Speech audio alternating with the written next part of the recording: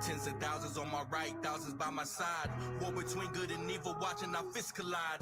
Battle for our freedom now, to the streets we ride. Flags waving all around, pages full of. You're listening to WeP3 Radio.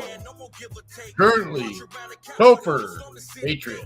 Putting pressure on their necks until the truth breaks. All walls of corruption, take out all the snakes. Star Spangled Banner, got it playing loud and proud. People from all walks of life filling up the crowd. Defend the Constitution, many warriors survive. Casting down any among us who have bucked and cow. Enough for tyranny, we come to take our country back. For all citizens, white, red, brown, or black. Return it to a form of glory, fix their bloody crack on the crown. Left your left, hey. Left, right, your left. You got it!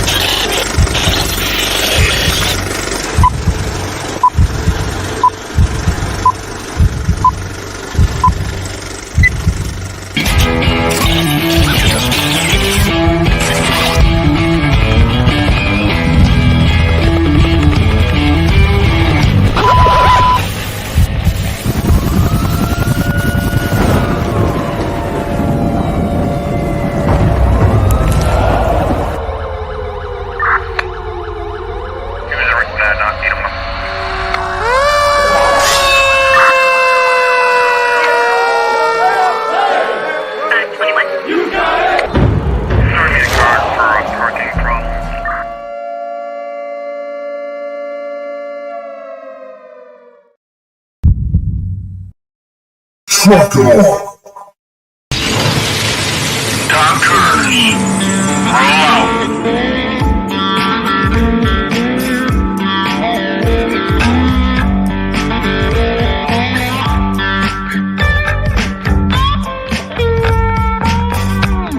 You're watching or listening to We Got Your 6 and 6 Patriot Playtime. We the people, the People's Patriot Project.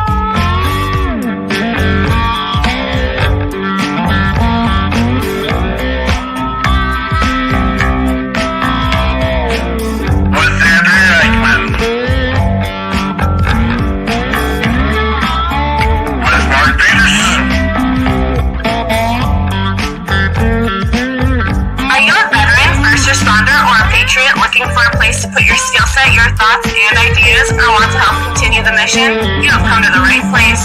We are the People's Patriot Project, and we are the shock and awe when it comes to meeting the needs of our veterans and first responders. We are dealing with a new enemy in today's world where the wounds are not always seen. We want you to be a part of this mission in saving lives and making a difference. Welcome to We Got Your 6 at 6 Patriot Playtime. Here's the WeP3 Team bringing you today's best heroes hits in the boots on the ground organizations that are saving lives. And as always, Patriot Pride.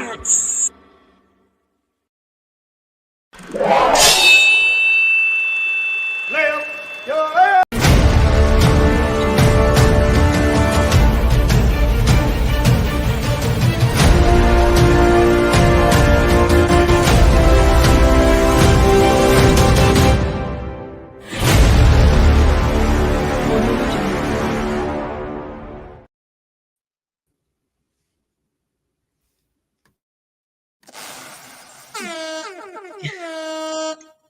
Good evening. It's Andrea Eichmann here with the People's Patriot Project, and I am here to welcome you to our show that airs every Sunday night called We Got Your 6 at 6 Patriot Playtime. This show then becomes a podcast, but it also stays here live. It goes to Rumble. It goes to YouTube. I think there's a whole bunch of other places, but not live. Those are the live and the video ones. Each week we bring you a guest. Many times we bring you a new position. Oh my goodness, I can't talk tonight. Can we rewind this? Because I'm struggling. Sorry. Every week we bring you a guest, and many times a new musician. We share all the good and sometimes not so good things happening in our world. This week we have some incredible guests joining us.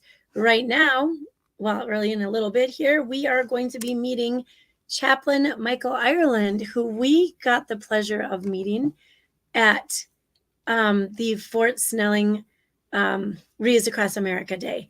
So thank you for being here, Chaplain Mike, and we will hopefully have a musician joining us shortly. I'll wait and see. It'll be a surprise. I am pretty sure we will share the music from this person either way. Mr. Peterson and Mr. J Train are sharing a link right now. Well, a little bit ago, it is a link that will allow your name to show up on Facebook and StreamYard. And so if you want to copy that link, you may. Otherwise, you just can remain anonymous. We've got our Creed, and we've got Cameron Gwinner and Derek and Jeremy. And thank you so much for being here so far, you guys. And then we have our radio link. You were hearing that a little bit as we started our show, and I've been listening all day. Well, and I'll listen even more once my Hey Google can stop turning it off in the middle because it doesn't recognize the link. So we'll get that all fixed, right? We know why we get to do this. Thank you to the service members and the first responders that have committed their time, sweat, blood, limbs, family, and life to give us the freedoms that we have that allow us to do what we do daily. And we appreciate you. Please be interactive. Ask your questions. Give us your ideas. Don't spam us. Okay, we've had enough. Before we get started with this week's show, we do ask that you take off your hats, stand if you can, cover your heart, and join us for the Pledge of Allegiance.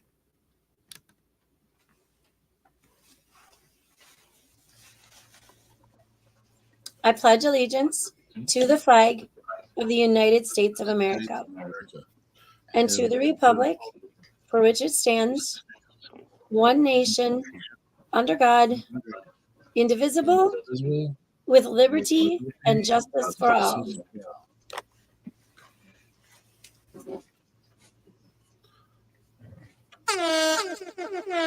Oh, here we roll. Here we go. This is it. We are here for our 2024 January 14th show. What number is it, Andrea? Oh, I do believe this is 183. 183. We have consecutive shows. Now, that's not a true statement. We just took a 2-week hiatus just because the days lined up on Christmas and New Year's. And I wanted to make sure that the WeP3 team had a chance to spend those times with their families. And it was a collaborative conversation that said, you know what? I don't know when, and mathematically we could probably figure out, someone smarter than me, with leap years included, where we'll run into where both shows show up on a Sunday night for Christmas Eve and New Year's again in a bunch of years. I mean, in theory, you would say 7, but every 3 years is a leap year. So that will throw who knows? Someone We should smarter. try. Let's have a mathematician or a calendar specialist kind of figure that one out. I don't know. We get that figured out. Let's do it. Boom. Yeah. You have a lifeline, Mark, that you can call? You know, Right. I thought it was you. You are the lifeline chaplain, right? Come on. I've got a lifeline. I've got a lifeline. I always ask my wife. She's got all the answers. Well, Yes, Lee, he was training Mark fibbing in it. Yeah, see, if you don't know it, fake it. It's all good. Fake it. Yeah, so it's going to happen in 4 years, just so you know. Not going to happen in 4 years, but it is what it is. Well, I mean, I this don't is our 4th year, so how would we know? Like, we'll tell you in 8 years if it happens again. Yeah. I mean, we'll And tell I you in some know way. we'll still be here, but that will be episode Oh, geez, here we go. 78 by then. Is there smoke? Do I see smoke? Check Where your ears. is it? Check your We ears. gotta- Get it down then. 23 We'll, years. we'll talk amongst ourselves while you figure it out what number show that will be. Did you just look at 23 years? Who? You didn't do that. All right. I said, show us your ears. Show us your ears. Stephanie is probably the numbers person that we need. Thank you, Stephanie. That makes complete sense. That's only 5 years. 5 Here years. you go with your math again. That makes sense. It makes sense. That's 4 years. Every 3 years you drop off. I get it. Should you buy a Mega Millions ticket? Why not? Yes. One. Why not? Yeah. One. Your chances are big. What's bigger right now? Not that I follow it. Is Mega Millions bigger than the Powerball? Someone won one of them a couple weeks ago, I think. Yeah. But did they collect it? Who knows? Who knows? One person from Michigan won it. It was like $780 million. But at the end of the day, you can only take 200 million home. That's it. I got no room for I'm not critiquing. Peterson is like a social studies teacher, so I think those were the exact numbers. We have Jonathan live down in Louisiana getting ready to update us on the current Mardi Gras situation. Sorry, how you doing, Mark? I mean, 8 months of Mardi Gras. What's next? Well, Christmas after Mardi Gras, really. Okay. Does Easter? Is it just in the middle of it? Then I thought goes straight through Mardi Gras. Goes straight through that too. Yeah. Shoot, 4th of July, all of it. You got more. It's like a month and a half long. No work, no school, all play. I mean, we do that sometimes. This is our snow day. Is Mardi Gras days. Did we say hi to Joel and Christy? What's up, man? We are now. Dylan. Mr. Joel and Christy. You can hear him on WeP3 Radio.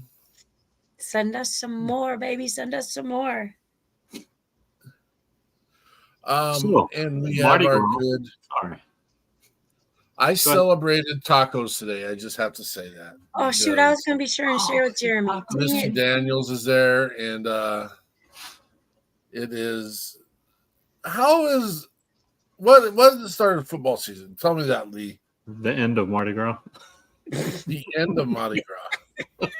It depends what football you're talking about.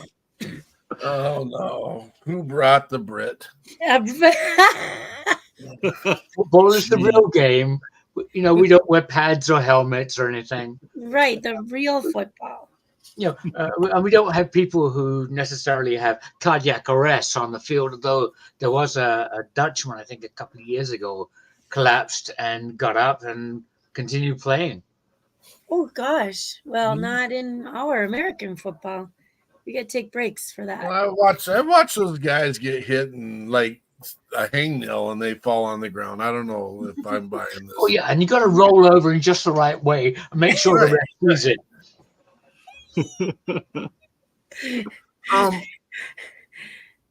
Chaplain Mike, how do we call you? I mean, we met you a couple weeks ago. Andrea has been this is the guy, and I'm not arguing with her at all.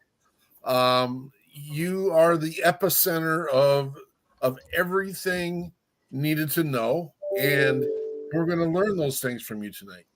But wow. How do we properly the checks in the mail, right? The checks in the mail. Right. Chaplain Mike. How do we properly address you? Is it your honor? Is it your majesty? Or how do we properly address Sir, you? Knight. All of the above. Yes. I'm a chaplain, so you call me chaplain, and in Civil Air Patrol, which is the official auxiliary of the U.S. Air Force. I also have a rank, which is first lieutenant, or a grade, actually, first lieutenant. But it would be actually incorrect to say, hey, lieutenant, because the chaplain part supersedes my grade. So even if I get to captain in a little while, which will be soon, they'll still call me Chaplain. And some people will have fun saying, "Hey, Chaplain Captain." Oh, for sure. Captain Chaplain, too. So Love it. Chaplain is fine. Sure. Just don't call me late lunch. Right. Adam Jones, good to see you, brother. Out of I almost said out of Louisiana, but he's out of Georgia with Feed the Heroes Foundation. We had a couple others on here. Love seeing Stephanie here, Lee Williams, part of the WeP3 crowd. And me and Andrea, it was a conversation. Jeremy Daniels, you're looking dapper, brother. That new profile pic showing your salt and pepper, you're looking good, brother. And then Derek Iozio, Catch-22 out peer support out of Texas. Me and Andrea had this conversation in that a lot of times she does the shout outs in her pre-narrative. Is that what do we call it? Intro. And then I do the live one, blah, blah, blah. We don't know. I probably am breaking the rules right now. I don't do a good job listening. That's what? Don't shake your head. Are you breaking rules? Do we have where is this rule book you're talking about anyway? I know. Is this published or is this just like I got mine, you got yours, Jonathan's got his? I'd like to take a gander at that rule book. We all have the script we're going by that Chaplain Mike is supposed to be following along, and he's not following. I will chime in when I find the right moment to administer my sense of humor. Because, this is a commodity, and it has to be shared equally around everybody. Everybody gets a little bit of my humor. Yeah, I like it. Chaplain Ireland, have you ever been to Mardi Gras? No. I've seen it. Have you ever been to Louisiana? Have I ever been to Louisiana? No. Okay, fair enough. No. But I've seen Louisiana on the weather map. Yeah. How is that, by the way? How's that going down there, Jonathan? The weather? Yeah. Currently today it was almost 70. It was 68 degrees. Go away. Tomorrow it will be 30. I was gonna say it's near Mardi Gras. And Wednesday it'll be low 20s. So did I let Andrea persuade me to think that it was colder down there because of a meme today? Yeah. No, Tuesday. No, it's Tuesday. It's gonna be like that. Tuesday, because we talked about the humidity and the frozen bridges in the bayou. It's crazy. Yeah. This is crazy talk for a Minnesotan. They shut down schools, take the days off from work, because in the 20s, all the roads ice over. Well, I mean, I can't drive 5 minutes in any direction really without crossing a bridge. So, of course, Lee told us when he had his Hot Dog Minnesota license down there, they said, "Take on, brother, take on. You got this." Yeah. It's not something we're used to. I understand someone is saying that there was something going on at the Mud Room this weekend, and that it was quite the show that Johnny put on. Huh? Oh my gosh, he's Mr. Holiday's a rock star. Oh, I'm gonna try to load a video. Is that okay? Stephanie, darn it, I forgot to put it on Facebook. You gonna pull this up? Well, it's gonna take a little bit. So yeah. You work on that. I'm gonna dive into the news while you do that. Yeah, how about let's do that? Let's do Good that. idea. Don't hurt yourself, Jonathan. Diving into the news can be dangerous. It's a shallow pool. Might hit your head. Some of the fake news. Jonathan, rewind. We never release fake news on WeP3 news broadcasting systems. Did you notice your friend Gabriel Wren is here? The show must go on. I don't even know who that is. Peterson? Who's Peterson? That's right. You didn't get the email, Mark. Oh. We forgot to let him know. We'll wait till after the show. Gabriel. So, the month of January is National Slavery and Human Trafficking Prevention Month. And during this month, Emphasis is placed on creating awareness about human trafficking and the great human rights violation that it is. Spreading awareness throughout January about the global crisis so people can contribute in any way to rescuing the victims, catching and prosecuting the perpetrators, and improving the lives of the survivors. At least 4.8 million are trafficked. At least 4.8 million people are trafficked worldwide for sexual exploitation. 4.1 million people are trafficked for forced labor each year. Women and girls are the victims 70% of the time. And 1 million children are trafficked every year for sexual exploitation. Human trafficking earns a global profit of about $150 billion each year. It's a problem. January is also self-love month. It's much too easy to get carried away by life's troubles and forget to appreciate you. Self-love month is a time to appreciate yourself and invest time in conscious, physical, spiritual, and psychological growth. It involves prioritizing your happiness and well-being. Your needs won't take care of themselves, so pay attention to yourself and make sure that you are taking care of your own needs. Self-love month is all about building self-worth and getting what you deserve. Today, January 14th, is Ratification Day. Ratification Day commemorates when the Treaty of Paris was ratified, which would end the Revolutionary War and establish the United States as an independent nation. It was a long road between the conclusion of the Revolutionary War's hostilities and this particular day. The treaty still needed approval in Paris after Ratification Day, but it was on this day that the United States Congress officially declared the war to be over. Congress initially met on December 13th to ratify the treaty, but only 7 of the 13 states could make it due to the harsh winter conditions. By January 14th, enough delegates would arrive to hold a vote and acquire the necessary signatures. The Treaty of Paris was ratified by the United States Congress on January 14th of 1784. January 15th is Martin Luther King Jr. Day and Civil Rights Day. President Ronald Reagan would sign a bill into law in 1983 that added Martin Luther King Jr. Day to the list of federally observed holidays. Martin Luther King was one of the most prominent civil rights leaders of our time. He stood for equality for all human beings. He was famous for his efforts to protest using nonviolent means to stand up for what he believed. Here are a few of my favorite Dr. King quotes. Number 1, life's more persistent and urgent question is, what are you doing for others? End quote.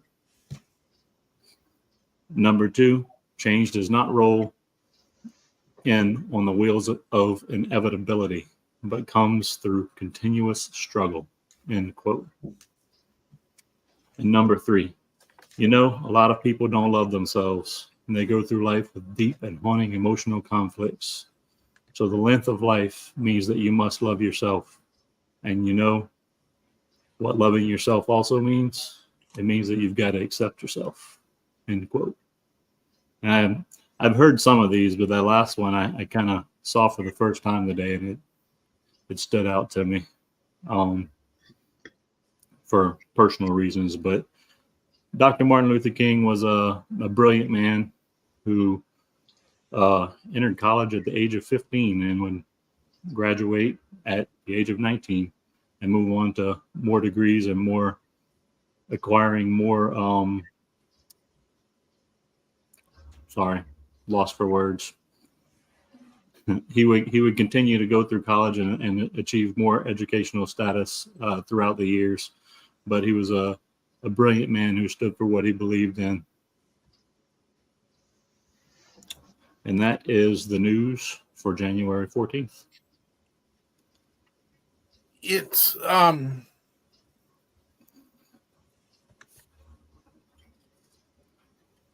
lost for words, only in the fact that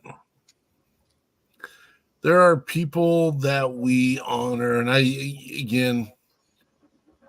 I also understand that we have over the years have started kind of collapsing those for different reasons and everything. And this is 100% my opinion. And so this is not rehearsed. This has not been shared. It hasn't been added to anything else. Martin Luther King is one of the few people I know in my world, in my knowledge, in my understanding, that we should set a day aside for the amazing work he has done and to the levels he committed to his efforts. I don't run across that very often, in my opinion. And again, maybe other people have other thoughts, and that's okay. But in the face of adversity and in the face of a very dark time in this country, the man chose to do something that no one else could do. And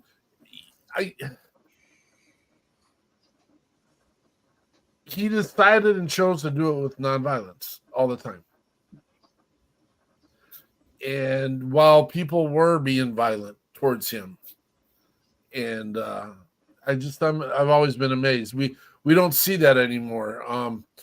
We don't see people using wit and knowledge and understanding to have a conversation. And he was always willing to have that conversation and use his intellect to get to at least where they were trying to go. And so I wish we could use more of that in our society. That's not my opinion. Throw it out there. It is what it is. So thank you for sharing, Jonathan. Tomorrow's Martin Luther King Day. Take time to figure out one of the quotes, the first quote, what are you doing? Oddly enough, is one of our mantras with the People's Patriot Project, in the fact that if you're sitting, if you're doing nothing, if you're allowing it to happen, if you're not engaged, then you're just as much as part of the problem as the people who are doing or engaged in the problem, quote unquote. So what are you doing? What are you doing? Step up, be involved, act, put your boots on the ground. Then we got Chaplain Mike to talk to about it. Yes. You have a question for me, or are you asking for a comment? Well, I don't know if we got a question for you. We just want to be filled by you. You filled. I know that when me and Andrea were there on December 16th, you filled us with knowledge, spirit, and drive. And we're just an amazing asset to the day of Reads Across America at Fort Snelling. That's very kind, and I appreciate that. That's the third year that I was the chaplain on call for that ceremony, and I'll tell you a little story. The first time I did it, the chaplain who was slated to do what I did this past year was called 3 times. And was nowhere to be found. And I don't know what happened, stuck in traffic or an emergency or something. But somebody who knew that I was there said, "Oh, Ireland's here." And so the lieutenant colonel said, "Chaplain Ireland, front and center." And I got out of formation and went up and totally unrehearsed. I said something. And I went back into formation, not expecting anything further. But 15 minutes later, I was called again, Chaplain Ireland, front and center. And so I was back up there for the benediction. And so 2 years ago, I was asked to do it. And then this past year, I volunteered. So, yeah, and it's a privilege. It's an honor and a privilege to bring something with content and depth, if you like, to a ceremony like that, and not to sort of brush it off lightly. And I hope I brought that sense of gravitas to it. Yeah. Well, there's a little bit of interesting pieces to this in my brain. Is that Is your accent an Iowan accent? Is that what that I'm hearing? Is a little hint of Iowan in you? Yeah. Iowan? Yeah, he sounds. Yeah. No, sir. I am a Brit. Oh, wait a minute here. So, And you're a Brit. the last name is Ireland, and With the last name, I found out through my wife's research on Ancestry.com that it was a young lady called Layla, or Lila, whichever way you want to say it. She was born in Hong Kong sometime in the late 19th century, and she came to England at the age of 8 or 9, married one of my male relatives on my father's side, and she had the name Ireland, and she died at age 38 in London. And her new husband, from England, he took her name, and I don't know why. It's a mystery. It's just like, can I add something else about this? It's just like one of my other relatives. I've got a lord, a lady, and a sir in my background. And one of my relatives so impressed King James VI of Scotland, who became James I of England. He so impressed the king with his jumping ability that the king made him part of his court. But the abstract doesn't say what kind of jumping ability it was. Now, my wife has taken this and she says jump, and I say, well, how high? See, you're all speechless. I could read the telephone book here and romantic. All speechless. Let me get this right. Mm-hmm. Someone from Hong Kong. Hong Kong, yep. With oddly the last name Ireland, moved to Britain. Married one of my relatives. People do what they do, and then you show up with the last name Ireland from Britain, but yet you're over here in America now. Yes, sir. In the United States, in a chapter of the United States Military Forces. Yes, sir. Part of I represent Viking Squadron Civil Air Patrol, United States Air Force Auxiliary. We are part of the total force. We have been, I think, since like 2004, 2008, somewhere in there, where we were finally brought in alongside the Coast Guard and the rest of the Air Force, the Navy, the Army, and the Marines. So we're civilians, but we have a military structure. As I mentioned, I'm a first lieutenant, or should I say lieutenant, for those who want more English. So yes, I'm a world traveler. Ireland from England, now in America. Yeah, who would have thought? We have a guest, or we're not going to call him a guest. Stephanie's got a question for you. Yeah. What is a typical day like for a chaplain in the armed forces? Oh my goodness. Well, it's to be on duty for those who need a kind word or an encouraging word, something maybe spiritual, and it's to let me do it this way. It's the two main things are to represent the holy and to what's the other thing? I'm having a senior moment live. Can I look that up and call you at 2:00 in the morning? You can call. You're more than welcome to call Mark at any time, 2:00 in the morning. Yeah. It's to represent there was something else, and I've totally forgotten it. Anyway, but according to the Constitution of the United States, I am supposed to be a chaplain for all the folks in the squadron, whether Christian, Jewish, Muslim, Hindu, Brahmin, whatever, or atheistic or agnostic. So I have to help soldiers, airmen, sailors with their faith. I can't proselytize but I can share the good news. So I hope to bring, some encouragement, some hope, and foremost, though, I'm supposed to help the other military members with their faith. And I can say to them, may I share something from my background which might help? So I hope that answers your listeners' question there. How often, I mean, is there ever a time where you run into a space where you're like, someone does not want to have like any parameters of spirituality or religion involved? Do you run into that often?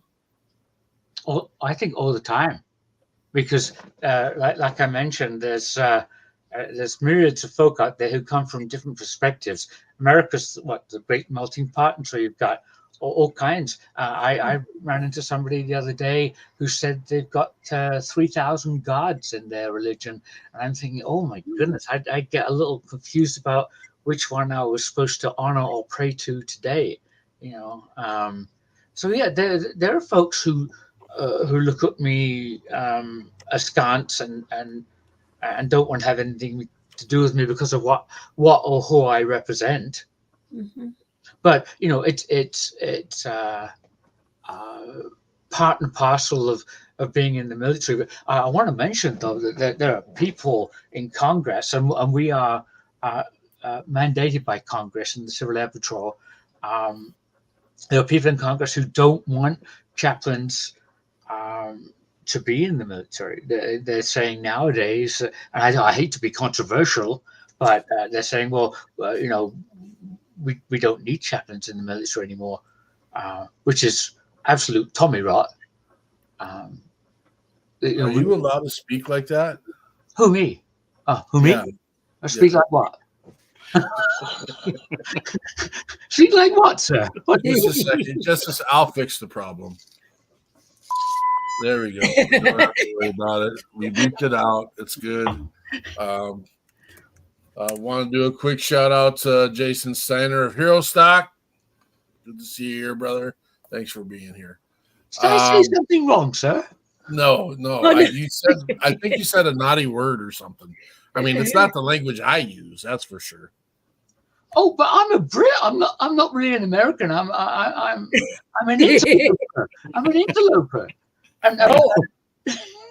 How long have you been in America? On December 29th of last year, 41 years. 41 years. Goodness. And I practice my English in the bathroom before my wife gets up. I have to, because she's half Swede, 75% Norwegian. Yeah. Well, so she's a little fiery.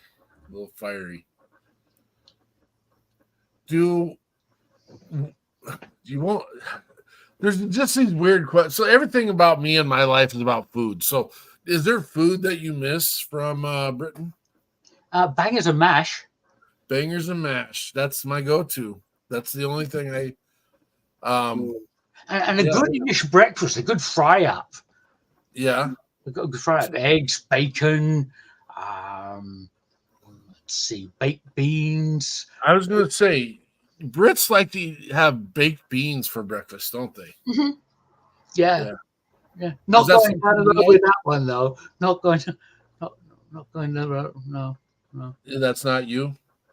No. I'm just not pursuing that line of questioning. Beans? Yes. Okay. Moving It's on. protein. It's protein. Yeah. Well, but we do like a good fry up, and there are good restaurants and cafes in Britain that will serve a good breakfast, a hearty breakfast like that, and which is interesting, really, because most English food is considered to be bland. I recently watched a video of some young men from a boarding school over in Britain consuming biscuits and gravy. and how it wasn't something that they were like right off the bat we're really excited about. They're like, this looks gross because you got this gray gravy on bread kind of concept, but then most of them after the fact had leaned to the side. Well, you know what? This stuff's not so bad. Are you a biscuits and gravy fan?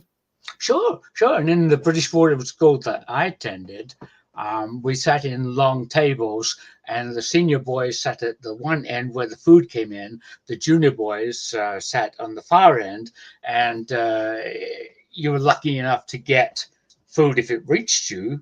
And if the food was good, they said that, well, if it was quiet at meal times, they'd said, well, either the food was really good or the cook had poisoned us if it was a quiet meal.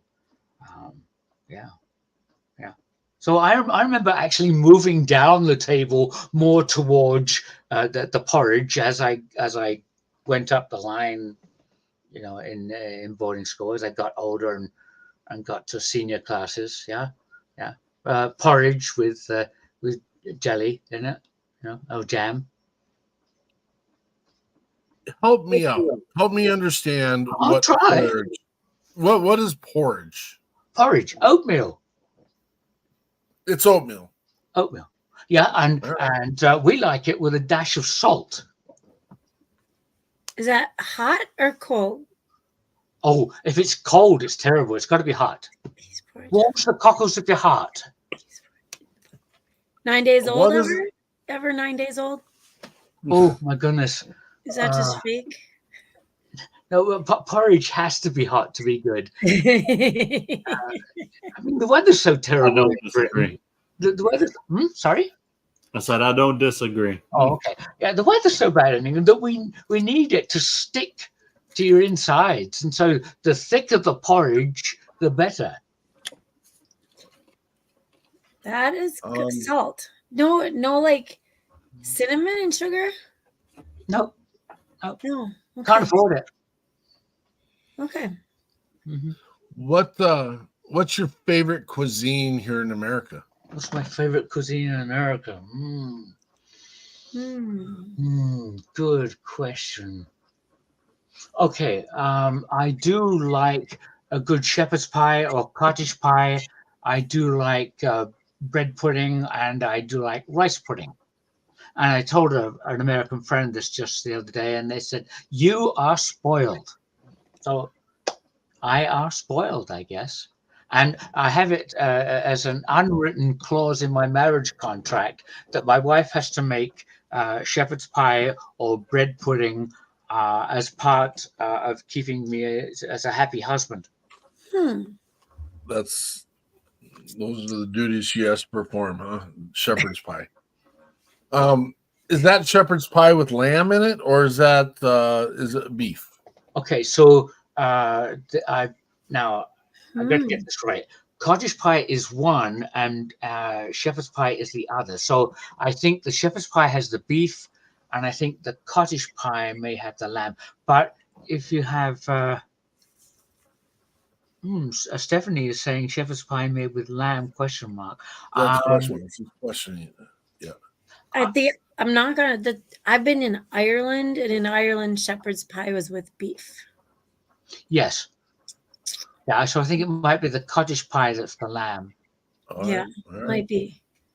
And then if you have roast lamb, you've got some mint sauce to go on it. It's little flakes of mint in a sauce, and it's not thick or anything. It's but you just pour that with a spoon over your lamb, and if you're using the roast lamb itself, and it brings out the flavor of the lamb apparently. Right. Mm-hmm. Yeah. Yeah, that was my mom's favorite, was to get lamb so she could get her mint jelly with it, and I'm like, okay, yeah. Are you going to ask me what roast beef and Yorkshire pudding is? That usually comes up in these kind of. Well, let's go there.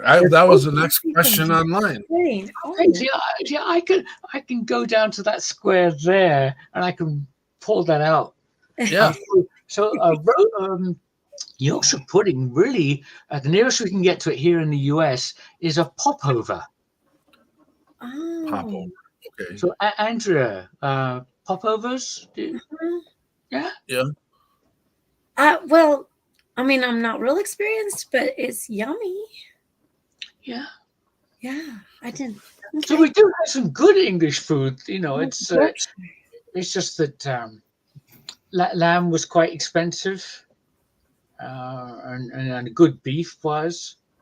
So those treats like bread pudding, of course, the bread pudding was made up with stale bread, so my mum didn't waste anything. She had currants and raisins with it, and so the shepherd's pie was to get me to eat my veggies.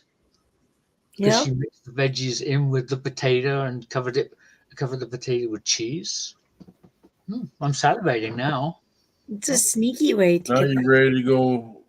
Do you got like some extra reserves of these in the behind the piano back there? I can't tell you. Okay. This set was provided for me on the grounds that I didn't divulge my location or what is where in the room. Fair enough. Completely understand that. Yeah, I see. There's some likenesses to some of our other guests in that background. Similar piano. Maybe it's a destination. Oh, it's an Airbnb. What's your favorite kind of music, Chaplain Mike? Oh my goodness, I love really all kinds of music from jazz and R&B to gospel to country to the great hymns of the faith. Choose one. It depends on my mood. Sure. Have you had a chance to go listen to WeP3 Radio at all? I did listen to a little bit the other day. So what have you got for us? Are you segueing to some music? Well, we might be indeed. Gosh, you are one smart cookie. We can't pull anything over on you. You can't pull anything over. No. We did have, and it is what it is. Life happens. We did have a guest for tonight that hasn't been able to enter the broadcast studio yet, and that's okay. We hope everything's okay. Did you want a rendition of a song that my mother used to sing to me? Well, I think we do that, and then we'll have Jonathan pick a song for us. How's that? Okay, all right. This one was sung by an Irishman, believe it or not, Val Dunican. You can look him up. And I only know this part of the song. Okay, so this is my freebie.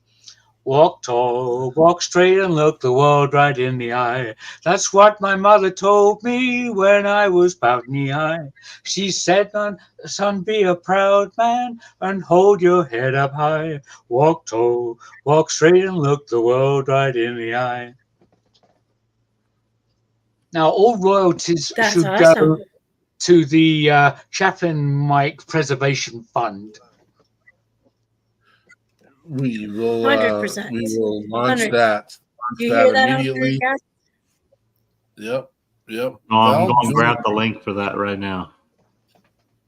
Send your stars straight to Chaplain Mike. Val Dunican. I already looked him up. Look up now. He actually looks familiar to me. Like, I think he's been around. Yeah, I don't know if he's still alive. Unfortunately, we lost good Val back in 2015.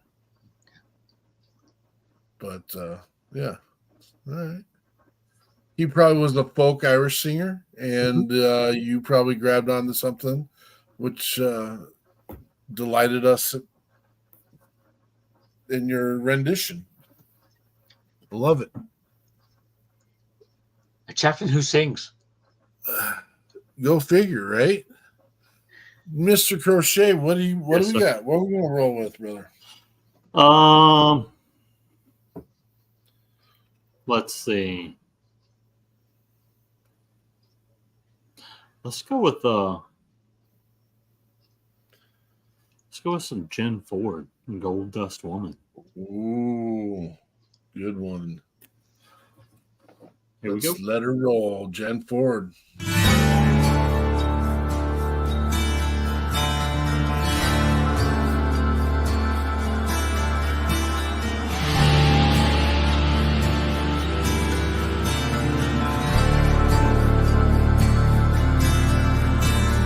Like a gold dust woman, take your silver spoon to your dream.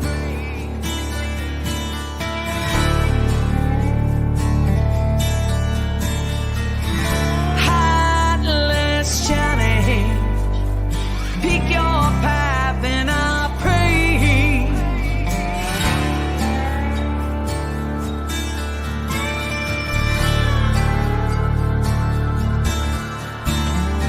Wake up in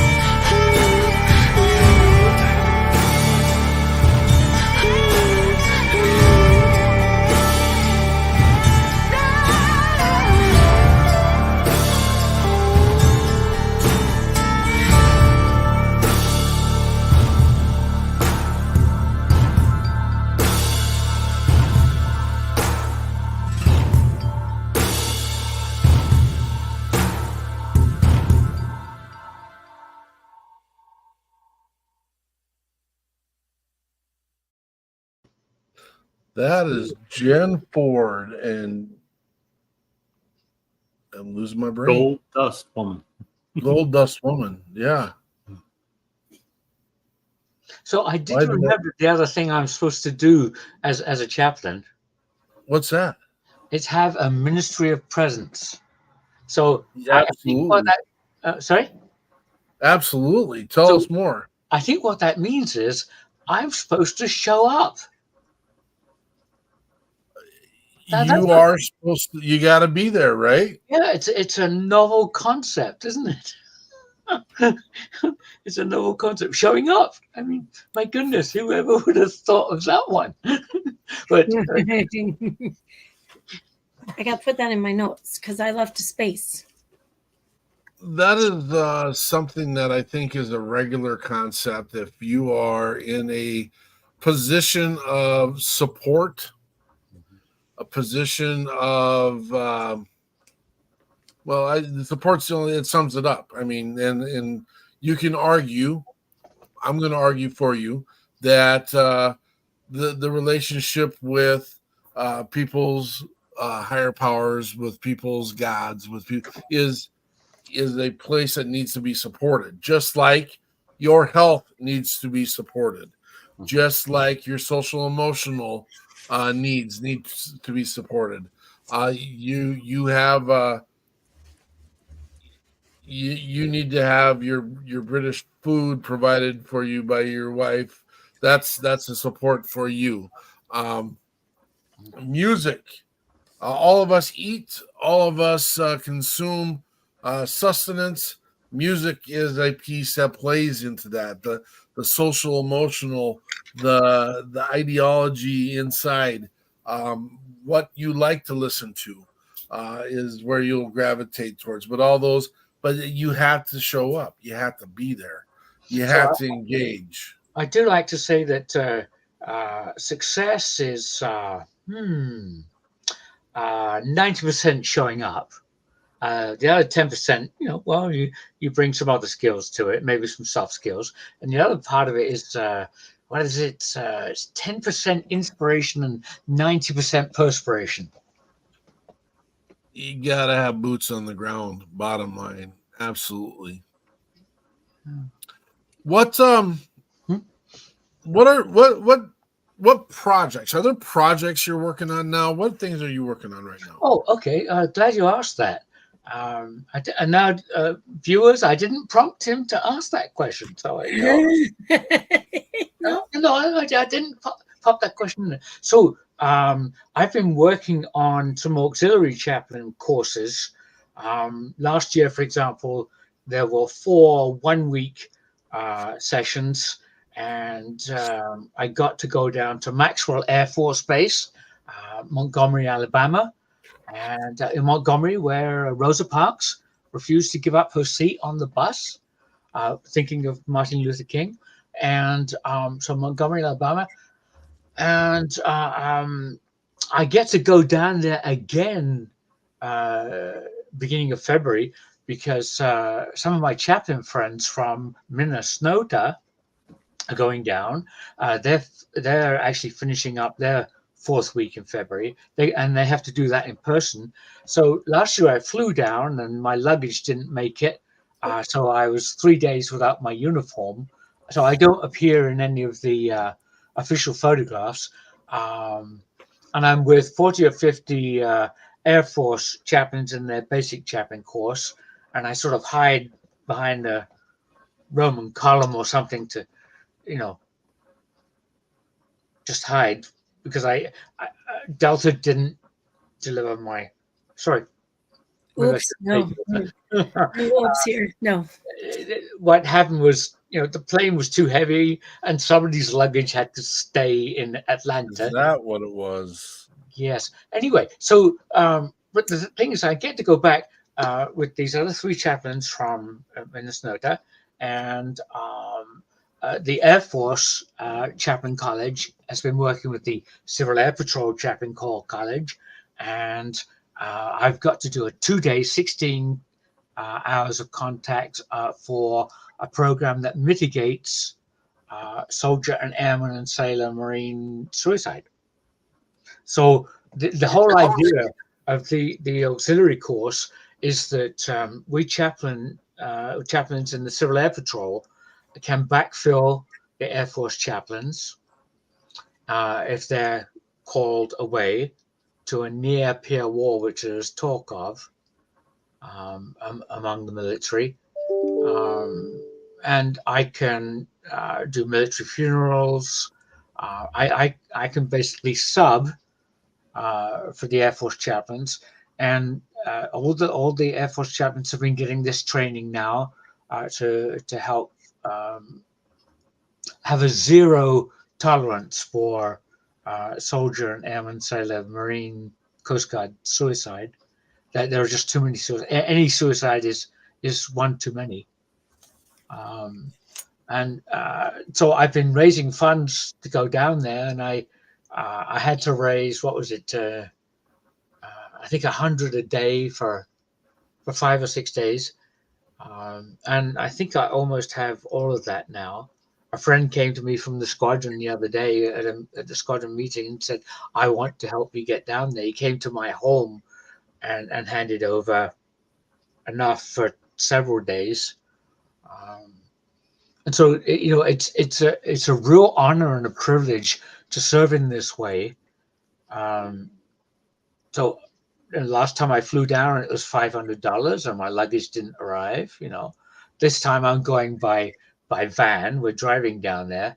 I think it's like 16 hours or 14 hours, something like that, 1,100 miles. And I take my luggage with me and I hold on to it tightly so I don't lose it. Mm-hmm. Mm-hmm. Yeah. So that's one thing I'm working on. The other thing is that my endorsing agency, and every chaplain in the military has to have an endorsing agency that will endorse them as a chaplain. They're qualified, intellectually, spiritually, emotionally, educationally. They're fit for the job, mentally to do the job. And then also to be ecclesiastically endorsed too. In other words, that you've got people around you who can vouch for you, that you've got what it takes, and you can do the job. And if you get into trouble in chaplaincy, they will have your back. They'll have your six. So that's another thing. What was it called now? Yes, clinical pastoral education. And I've actually got a pass on this current session because I've yet to raise the funds for that out of my own pocket. That's not something they pay you to do. And that's, let me see, that's 100 hours of instruction and 300 hours of practicum at different sites where you perform your duties. And that's each unit is 12 weeks, and there's 4 12-week units of 48 weeks. And it's almost the whole year. So those two things I'm working on. Getting up to speed now with the suicide mitigation, and taking some clinical pastoral training where I can be better able to help those who struggle in the military. Yeah, those two things. Besides, I'm trying to keep my head while all this is going on. That's a lot to keep together for sure. Mm-hmm. Yeah, Rudyard Kipling has a poem that's called If, and the first lines of that are, if you can keep your head while all around are losing theirs. Mm-hmm. Mm-hmm. I'm not doing a very good job of doing that. I've lost my mind. Oh. Yeah. Well, call the chaplain. He'll help you find it. All right. Call the chaplain. You got something to work on, Peterson. I know.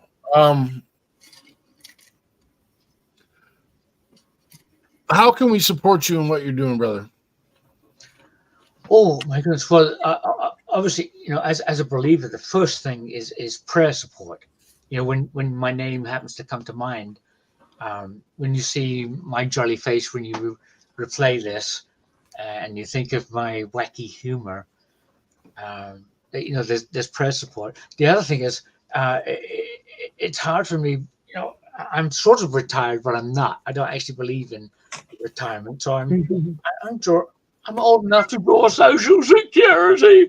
And I've got a hat I should have put on today. Don't forget my senior discount. And there's a song that goes with that. I don't forget my senior discount. It's a country song. And as you can tell, I do the twang very well. You do a very good job at that. Thank you. I do have a ministry department in Tennessee, Artists in Christian Testimony International, actinternational.org, and they handle all my finances. So if folk are interested in supporting one of the smallest chaplains in America, I'm 5'3.5", and helping me grow taller, and that would be something nice if folk they wanted to help me along, and that'd be very nice. Yeah. Otherwise, what else could they do? Send me a fruitcake every Christmas. Are you a fruitcake fan? I'm a fruitcake fan. I'm a fruitcake fan. You have songs for everything. We need to get you lined up, man. Yeah, in Nashville. We know some people. Have you gone to Nashville before? I've been to Nashville because ACT International, Artists in Christian Testimony International, are based in Brentwood. There we go. Yep. Yeah, and I've been down to the what is it? There's a big hotel complex there. What's it called? Is it the Opryland? By the Opry. Yeah. It's called Peterson. What? Say it again. The big hotel by the Opry. Yeah, and they got a little mini lake inside the hotel. You can ride along in a gondola or a dinghy. So I've been down a couple of times for. This is another part of my story. Maybe Andrew didn't tell you this. I used to be a journalist of all things. I knew this. Yes. So I'd attend the National Religious Broadcasters Convention down there. I'd be. That was good fun. Yeah. I'd meet famous people, interview them, and they'd never remember my name or who I was. Yeah. I don't know how anyone can forget you. I mean, from our first introductions, I'm stuck on the fruitcake thing though, so I gotta go back to it. He's circling back. I am a fruitcake nut. Is there a brand or a kind of fruitcake? So here's my testimony in life. I can't do it. I can't do fruitcake. I can't do it. I don't know why. I don't know that I've ever had a good one. I'll eat it. And my youngest daughter likes it too.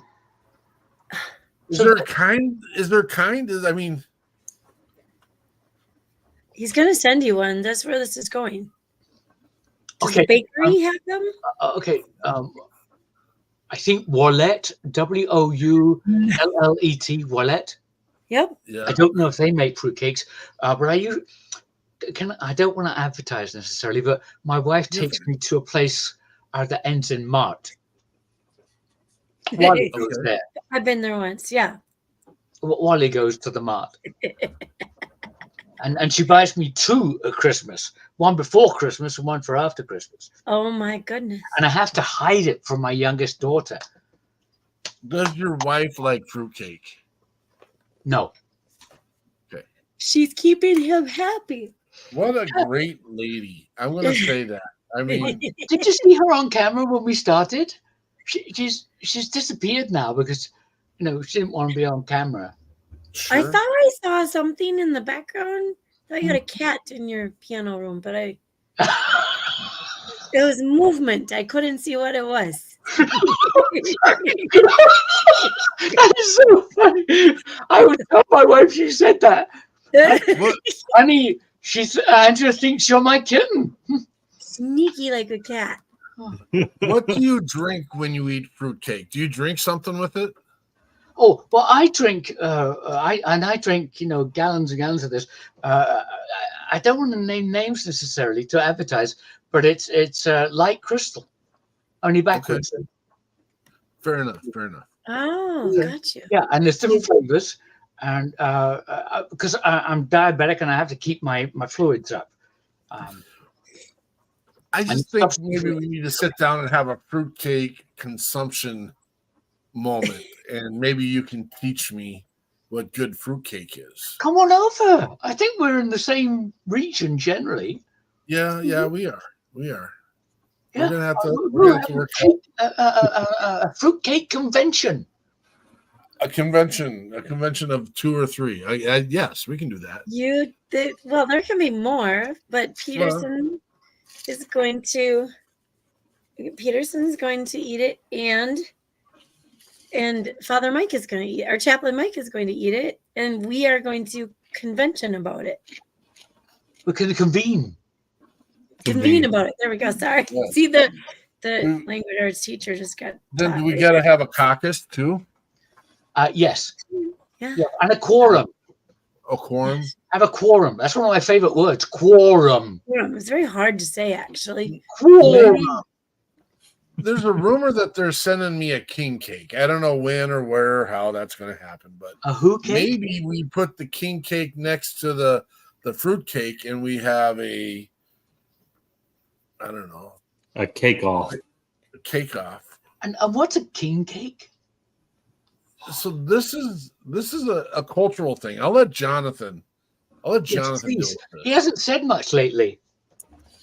So king cake is it's really more or less a cake or rolled out into real thin layers and then rolled up. So it's kind of like a cinnamon roll, but then they put icing and sugar and sometimes stuff it on the top. So there's a special like the berry and cream filling, or really all kind of stuff. But how about you guys? Do you like ooey gooey bars? Yes. Ooey gooey sounds like something I would like. Yes. I've been to St. Louis 4 times, and the team leader took us to this one store in I think, is it St. Charles on the River? Does that? Yeah, sounds right. Yep. Almost to East St. Louis, I think.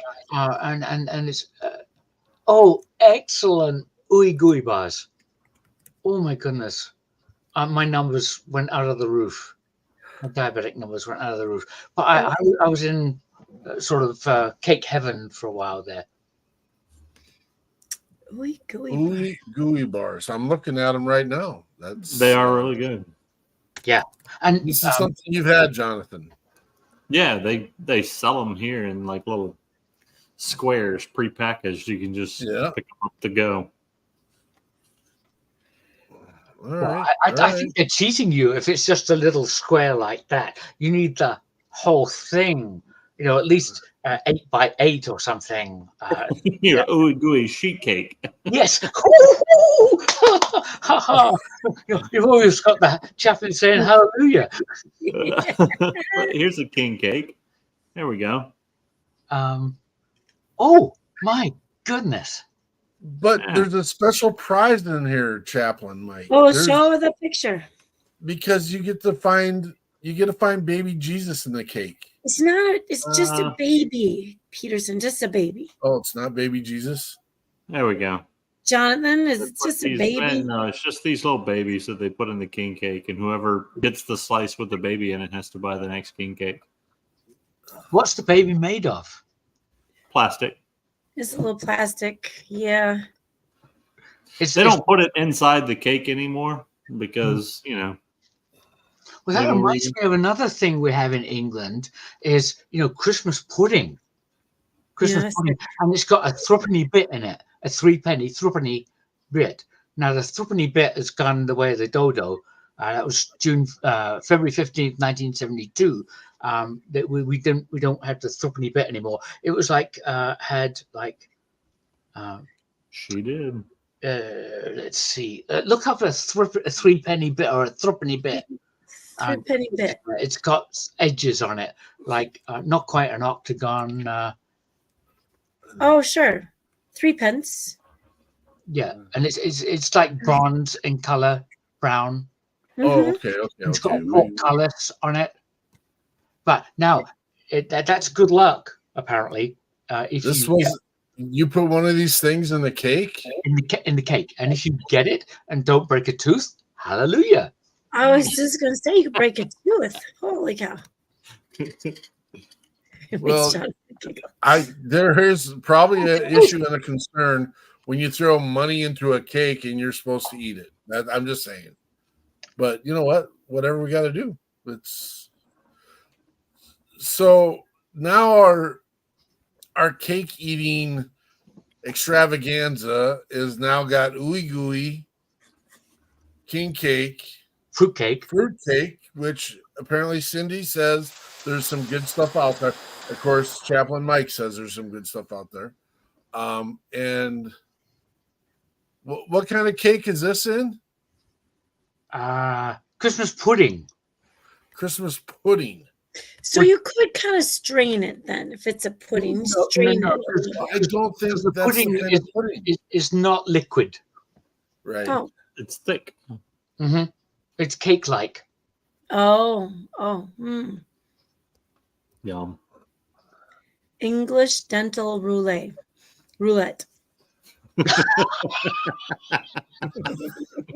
Now, I've never broken a tooth on a threepenny bit. I've never had Christmas pudding either.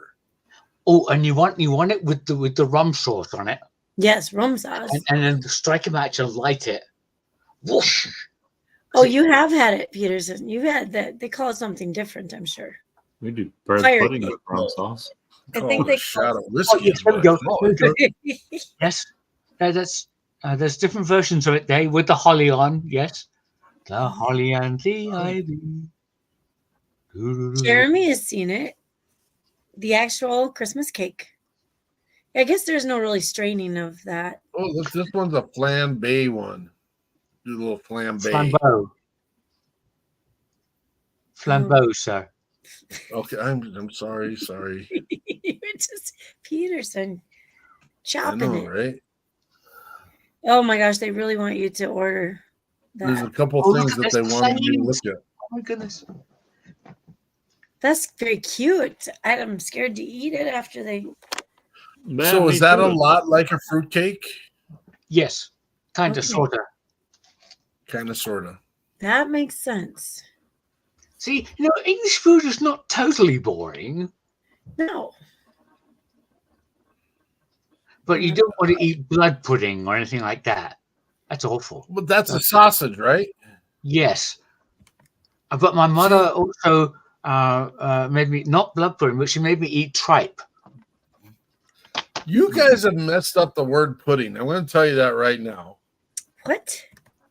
Well, and as I was growing up, pudding was any really dessert, but that's a real pudding. Is that? What's a real pudding? Sausage? No, the cake that we had. The Christmas cake, the threepenny bit. So confused. Where was I going? Teeny moment.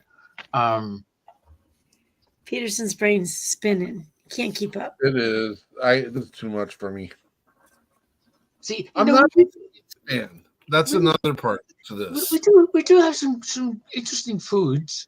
I'm not going to eat blood pudding, and I've given up tripe. Given it up for Lent, and next Lent I won't eat it again. Never again. No. Yeah, I pretty much gave it up, forever. My mother was not really a health freak or anything like that. She just wanted me to try. And it's so chewy. And, I tell you, you could lose your teeth in there because your teeth could get stuck in the tray. Yeah, and then you try. Yeah. Huh. If you got dentures. Don't. See, I'm not one of these stuffy, boring chaplains. It's like, I told my squadron commander when I joined Civil Patrol, you don't want a stuffy, boring chaplain, do you? Not at all. And we don't feel like we get that with you, brother. There's nothing stuffy or boring. Yeah. Yes. Well, we've done our hour, and there's a song that I want to end on, and I'm taking Jonathan's job a little bit from him. It's we got an artist that we think we're going to be at. I think "Life Is Good" would be a great song to end our show on tonight. Is everyone? What's in closing? We're going to do our closing feature now. What is a piece that we get to take away from all this? Normally we start with Jonathan. Let Jonathan absolutely has an amazing vernacular for giving us awesome peace and understanding. I think we're going to get some good stuff from Chaplain Mike. Andrea is always very insightful in her thoughts, and I just kind of trudge around doing our call to action at the end. So, Jonathan, where are you at, brother? I want to go back to that first quote from Dr. King that we shared at the beginning. Is what life's most persistent and urgent question is, what are you doing for others? Right? It's not about just being busy, trudging around in your own world, making sure all of your P's and Q's are in a row. Sometimes you got to get out there and help other people as well. I just think, the greatest blessing that we can receive in life is to be of a benefit in someone else's life. Personal opinion. So get out there, find a battle buddy, give him a hand. I love it. Chaplain Mike. Yes, sir. What are your thoughts in closing this evening? Okay, so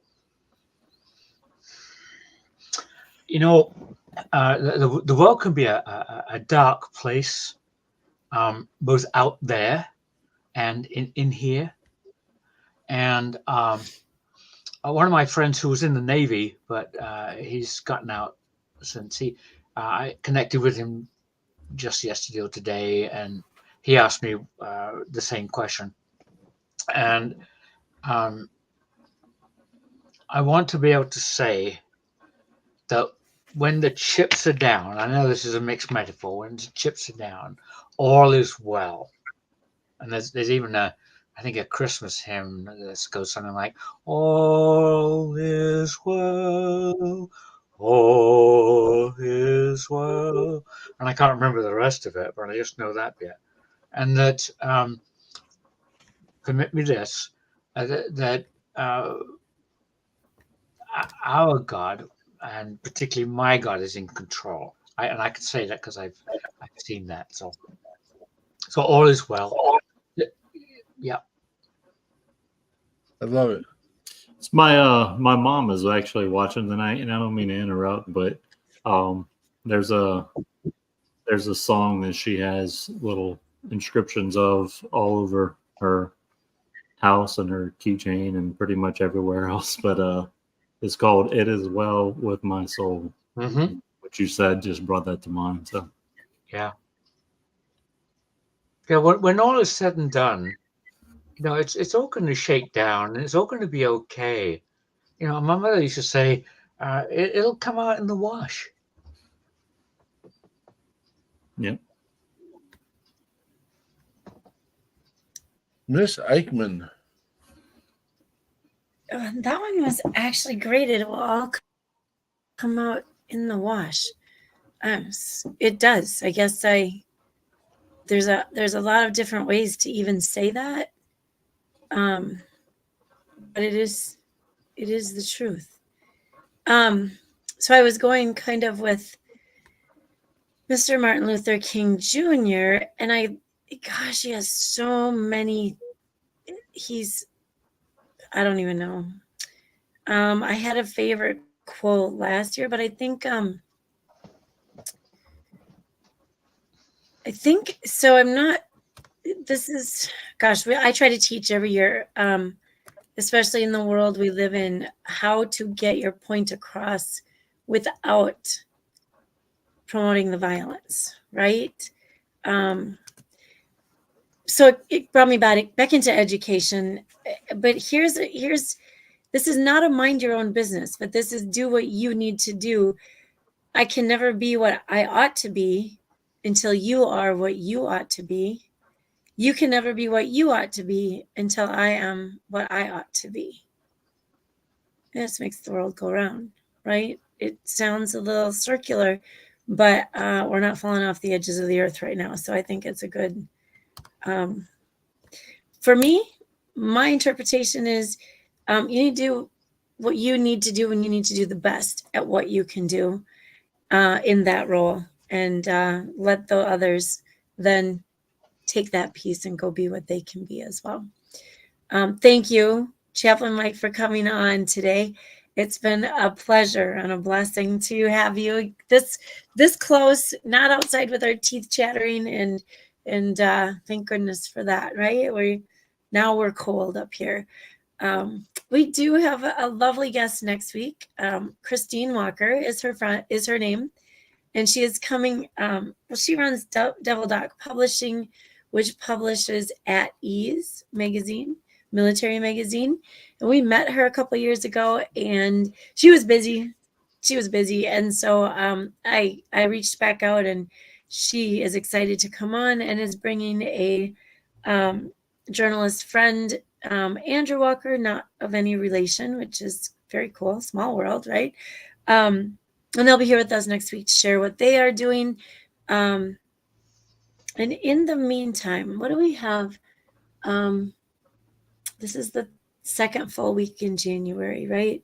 So those of you who made resolutions, I hope you are sticking true to the meaning of your resolution, even if you have not stuck to your actual resolution. If you're trying to be kind or be a better person, that's pretty broad. So you should be in your lane taking care of that business, right? Be a better you. And when we ask ourselves, what have we done? I wish that all of you have an answer. What have you done? Who have you done it for? And what are the reasons that you've done it? And hope that they're the good ones. Thank you. Wow. I feel insignificant just by the deepness. And you went extra tonight, Andrea. Not that you do not other times, but I don't want to even comment, but that was inspiring. Thank you. It's fun watching growth. It's fun knowing and seeing that others are doing what they need to be doing. And the reality is none of us get to dictate what that is for another person. But you can tell what they're doing is what they're supposed to be doing by the joy they exude. And that's always just an amazing opportunity to watch people grow. We've had the amazing opportunity to watch people grow in regards to the People's Patriot Project and the banter that we get to have with Jeremy Daniels on here regularly. And then the amazing gifts Miss Gwinner brings to our doorstep with her amazing poetry and the things that her insight to what the things we don't necessarily see, and just having an amazing relationship that we've just built in such a short time, in less than a month. We're talking with Chaplain Mike again. Why do we get to do this? Because of service. Service put this all in place. And you'd be pulling my beard if you told me that there wasn't something that had a little bit of control of these interventions.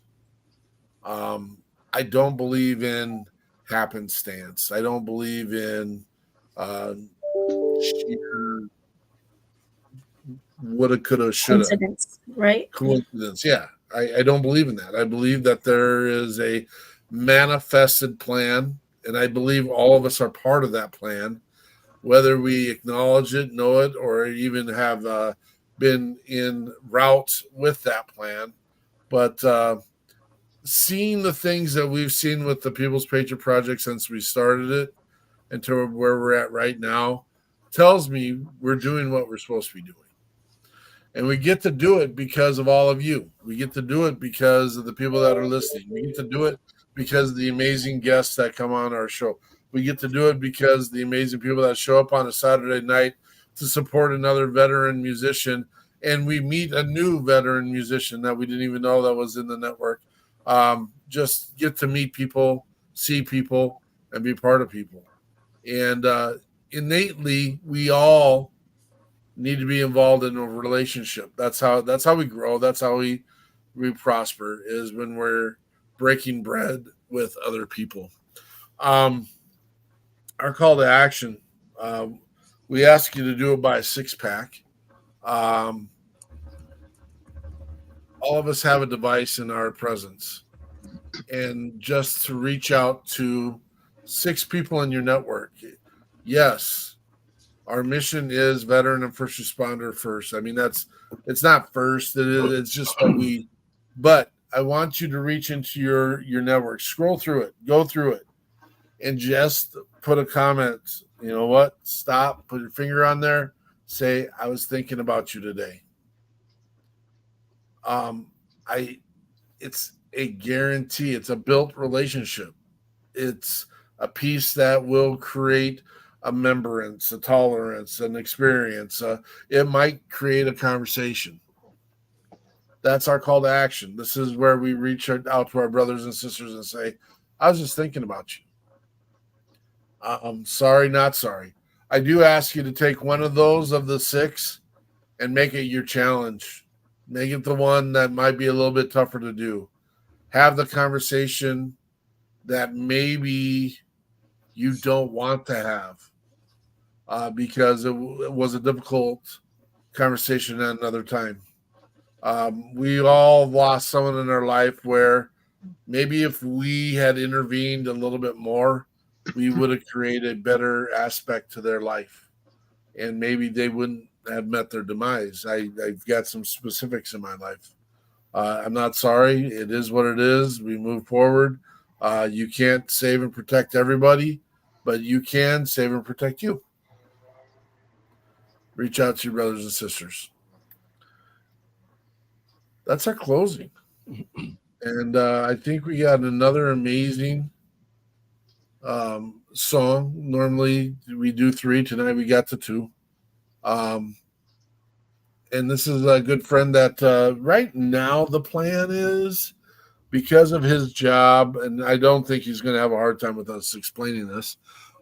We have an event coming up in Louisiana, in Thibodaux, at University of Nichols, called the WeP3 Shock and Awe Fest. Yeah. And we're excited to do that. An amazing team of people are down in Louisiana putting this together right now. Jonathan is leading that. And we've just been absolutely blessed by this group of people that want to push the WeP3 narrative in that space and era down there. This artist, I'm getting long-winded on this introduction. This artist is Mr. Stephen John Samo, and he's got an amazing song called Life is Good. And it's been an anthem.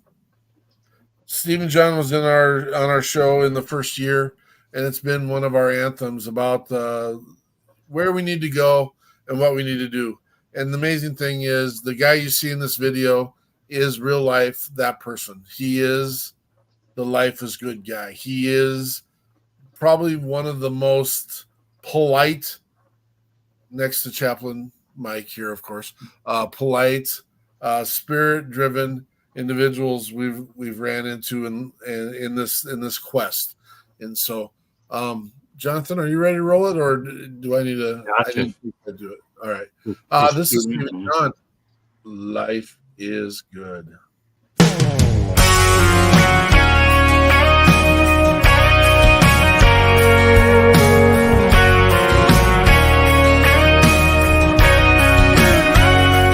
I've got 40 hours of paycheck, the pocket of these jeans. Got these Jensen's cranking George Strait circa 1993.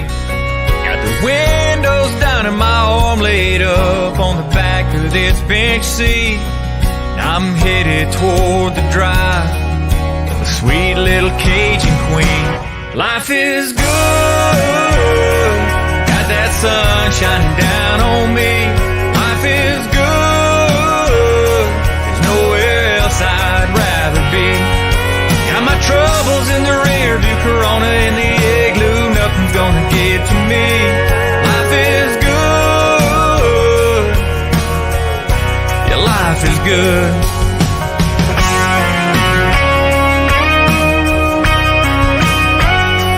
Pull on over to the shoulder, baby, can I have this dance? Truck doors open, she moves closer, we sway to die happy man. Her head on my chest, my hand on her hips, honeysuckle floating on the breeze. Hope these cars flying by don't pay us no mind, cause I don't ever wanna leave. Life is good, got that sun shining down on me. Life is good, there's nowhere else I'd rather be. Got my troubles in the rear view, Corona in the igloo, nothing's gonna get to me. Life is good, yeah, life is good.